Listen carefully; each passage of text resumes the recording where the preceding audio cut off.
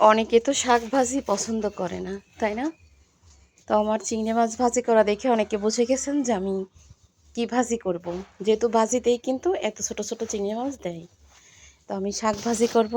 তবে আমার শাক ভাজি দেখে আমার যা মনে হয় বা আমার খেয়ে যতটা স্বাদ আমি বুঝি, তো যে শাক ভাজি কখনো পছন্দ করে না, আমার মনে হয় কি এইভাবে শাক ভাজি করলে সেও কিন্তু শাক ভাজি খাবে। শাক পাতা যাই বলেন, তরকারি রান্না করলে কিন্তু অল্প রান্না করেন, ভালো কিছু রান্না করতে হবে না, তারপরও একটু সুন্দর করে পরিপাটি করে কিন্তু আমরা মহিলারা রান্না করতে পারি। আর আমরা যেমনভাবে রান্না করে দেব তেমনভাবেই কিন্তু আমাদের পরিবারের লোকগুলা খাবে। পরিবারও আমার, ছেলে মেয়েও আমার, স্বামীও কিন্তু আমার, শ্বশুর শাশুড়ি আমার, সবই আমার। তো তাদের জন্য একটু কষ্ট করা বা তাদের জন্য একটু মাথা খাটিয়ে কিছু করলে ক্ষতি কোথায় বলেন?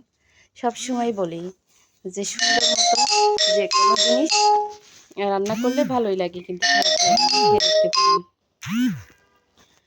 আর হচ্ছে ঝালগুলো আমি কাটিনি, যেহেতু গরমের ভয়ে হাত জ্বলে কিন্তু ঝাল কাটলে। আস্তে আস্তে দিয়ে দিছি। এখন ঝালগুলো কিন্তু এই দেখেন খুন্তি দিয়ে একদম চেপে চেপে শাকের সাথে মিশাই দিছি। হাতও জ্বললো না, ঝালও কিন্তু আস্ত থাকলো না, সব ঝালগুলা কিন্তু একদম শাকের সাথে খুন্তি দিয়ে টিপে টিপে মিশিয়ে দিছি একদম। তো এইভাবে শাক ভাজি করলে এক প্লেট ভাত কিন্তু গরমে চোখ বন্ধ করে খাওয়া হয়ে যায়, কোনো তরকারির প্রয়োজন হয় না।